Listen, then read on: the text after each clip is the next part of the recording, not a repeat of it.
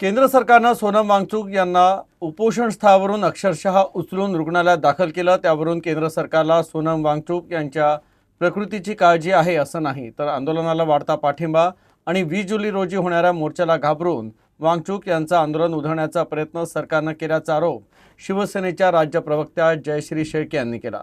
वांगचुक यांच्याशी केंद्र सरकारनं संवाद साधणं अपेक्षित असतानाच त्यांना उपोषण स्थळावरून जबरदस्तीनं हलवणं हा लोकशाहीवरील हल्ला आहे। सरकारकडून दडपशाही गुंडशाही केली जात असल्याची टीका देखील त्यांनी केली। देशाच्या पर्यावरण, शिक्षण आणि वैज्ञानिक क्षेत्रामध्ये ज्यांचं महत्त्वाचं योगदान आहे ते सोनमजी वांगचुक हे मागच्या 21 दिवसांपासून दिल्लीच्या जंतर मंतर येथे उपोषणाला बसलेले होते।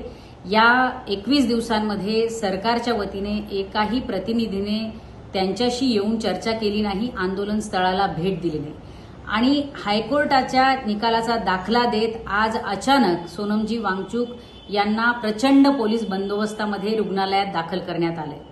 खरं म्हणजे रुग्णालयात दाखल करण्यात आले त्यामागे त्यांच्या तब्येतीची फार काळजी सरकारला आहे असं नाही, तर परवाच्या दिवशी 20 तारखेला जो मोर्चा दिल्ली या ठिकाणी होणार आहे त्याला मोर्चाला होणारी प्रचंड गर्दी आणि सगळ्या देशभरातून या आंदोलनाला मिळणारा खूप मोठा पाठिंबा, युवकांचं मोठं बळ, या सगळ्याला सरकार घाबरतंय आणि त्या भीतीपोटी सरकारने सोनमजी वांगचुक यांना अटक करून त्यांना रुग्णालयात दाखल केले।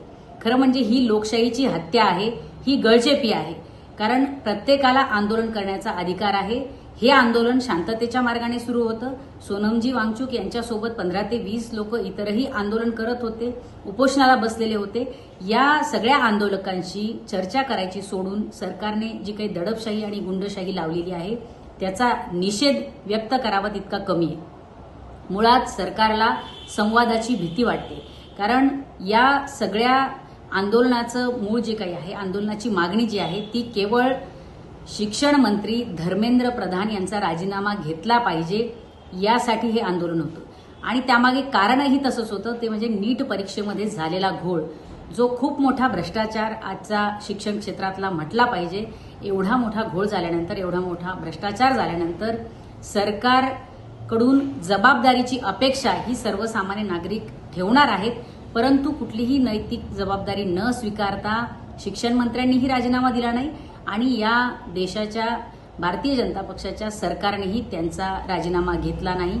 गेंड्याची कातडी असलेली ही सगळी लोक आहेत, त्यांना कोणाच्याही जीवाशी काहीही घेणं देणं नाही। संवादाची भीती आणि दडपशाहीची नीती हेच या सरकारचं धोरण आहे, हे पुन्हा एकदा सिद्ध झालंय।